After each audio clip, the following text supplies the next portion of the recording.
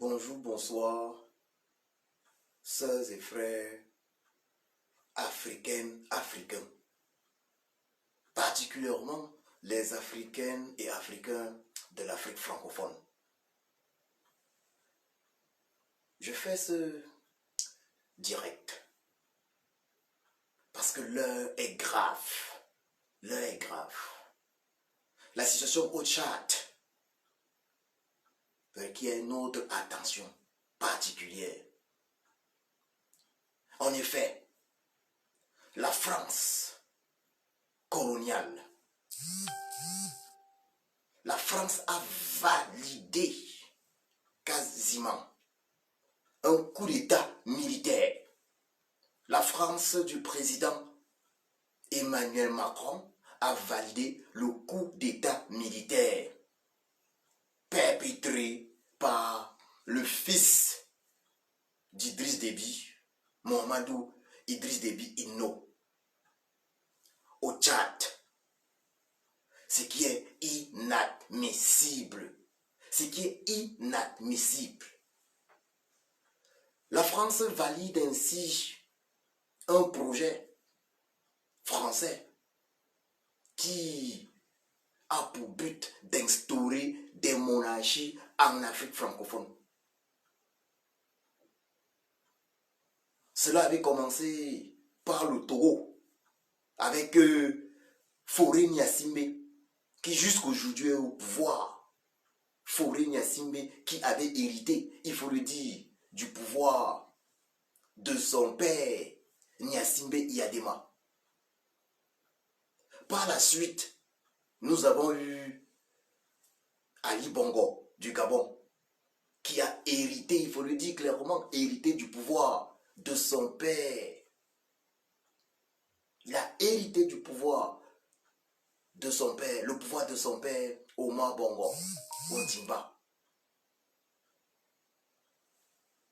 Vous voyez, très chers sœurs et frères africains, qu'ils sont en train de développer un système de monarchie en Afrique, alors même que les pays africains sont issus de la conférence de Berlin de novembre 1884 à février 1885. Les pays africains sont en réalité un mélange de peuples distincts. Il faut le dire clairement. Les pays africains sont un mélange de peuples distincts. C'est pour ça que lorsqu'on est au Cameroun, à Kousséri, on retrouve les mêmes peuples à N'Djamena. C'est pour ça que lorsqu'on est au Cameroun, lorsqu'on se retrouve dans le sud du Cameroun, à Kiossi, on retrouve des mêmes peuples en Guinée équatoriale et au Gabon. Ils ont divisé l'Afrique lors de la conférence de Berlin. Et cette division de l'Afrique est à l'origine de tous les problèmes de l'Afrique. Je précise, cette division de l'Afrique est à l'origine de tous les problèmes actuels de l'Afrique. Il y a un problème de tribus, d'ethnies. Ceux qui prennent le pouvoir dans tous ces pays africains s'appuient sur leur ethnie pour diriger. Ça, c'est à Berlin que ce problème a été créé. 1884, les Allemands parlent de Congo Conference, dit Congo Conference von Berlin de 1884, novembre 1884 à février 1885. Il y avait là le chancelier allemand Bismarck. C'est lui qui recevait les autres pays européens avec comme collaborateur particulier Jules Ferry, le français. Voilà d'où partent les problèmes africains. La division de l'Afrique. Et la France, depuis, s'est jurée d'exploiter l'Afrique jusqu'à ce que l'Afrique même disparaisse. Il y a eu la Deuxième Guerre mondiale. Les peuples africains ont aidé la France à se libérer de l'Allemagne. Il faut le dire clairement. Les pays africains, les peuples africains ont aidé la France à se libérer de l'Allemagne. Mais, comme récompense, la France a même massacré des soldats sénégalais. Ceux qu'ils appelaient les tirailleurs sénégalais. Comme récompense, la France a refusé de donner aux pays africains, de leur accorder l'indépendance. La France a donc décidé d'accorder aux pays africains des pseudo-indépendances.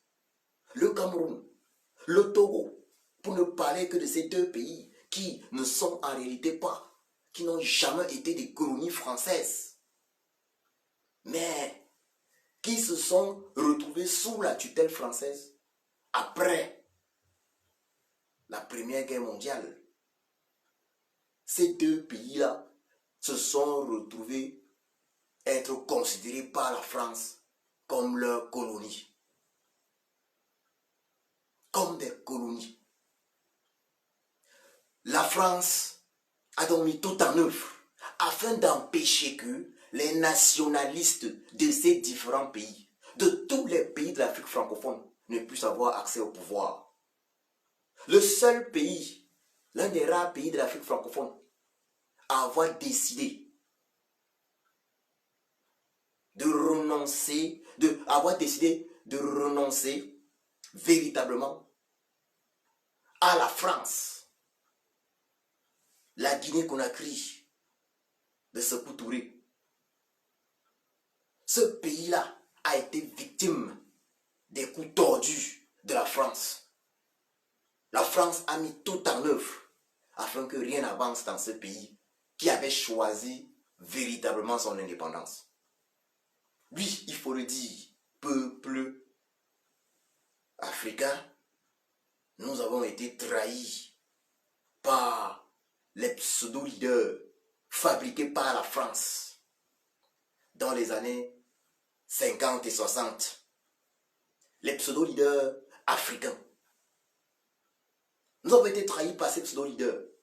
De la même façon que cette même France a fabriqué de faux dirigeants. Yadema Nyasimbe,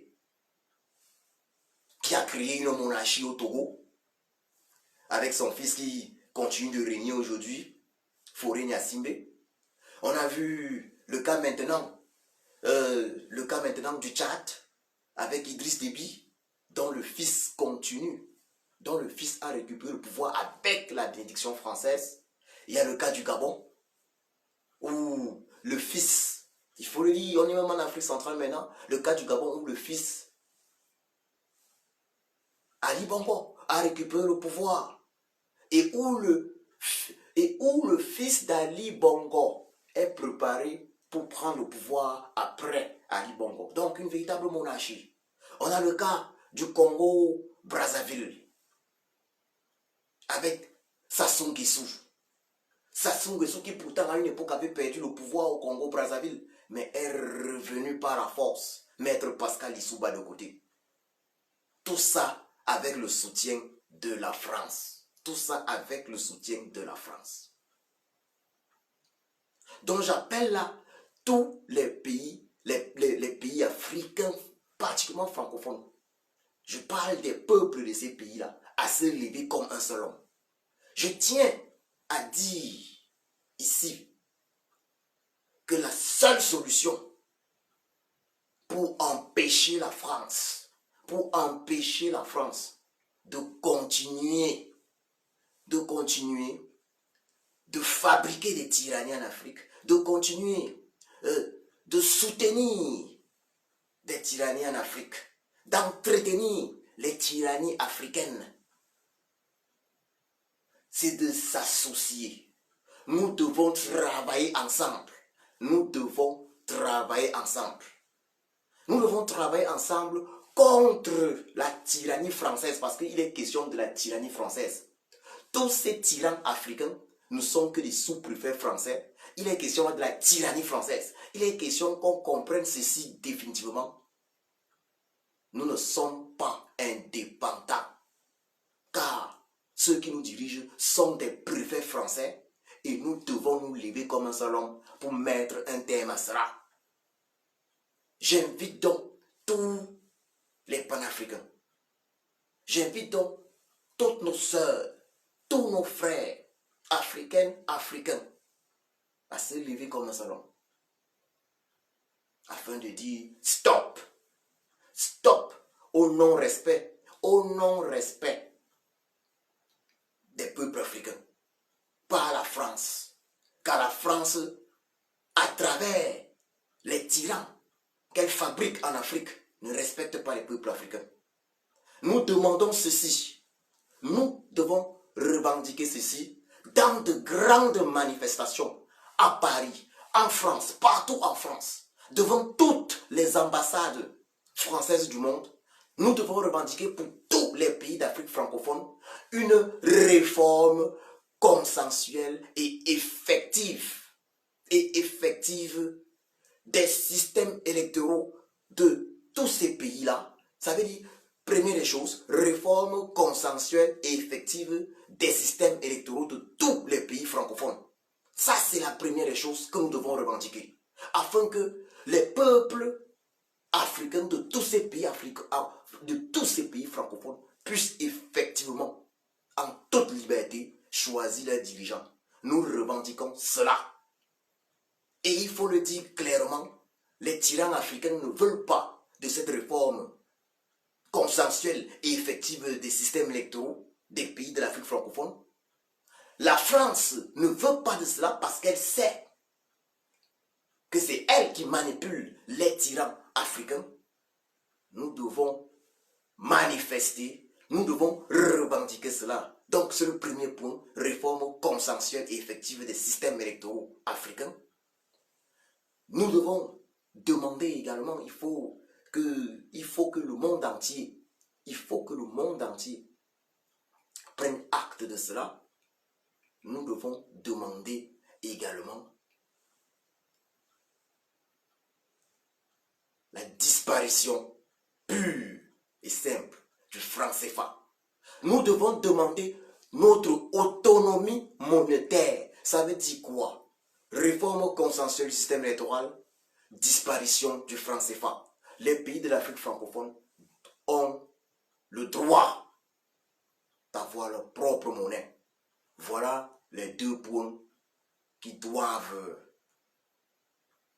être la base de nos revendications.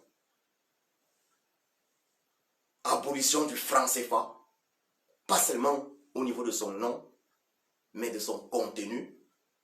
Abolition totale du franc CFA. Réforme consensuelle et effective des systèmes électoraux en Afrique francophone. Car sans les élections transparentes, l'Afrique francophone sera toujours victime. Elle sera toujours victime de situations difficiles, de troubles, de crises post-électorales. C'est de ça qu'il était question dans ce message que j'avais pour vous. Je vous remercie.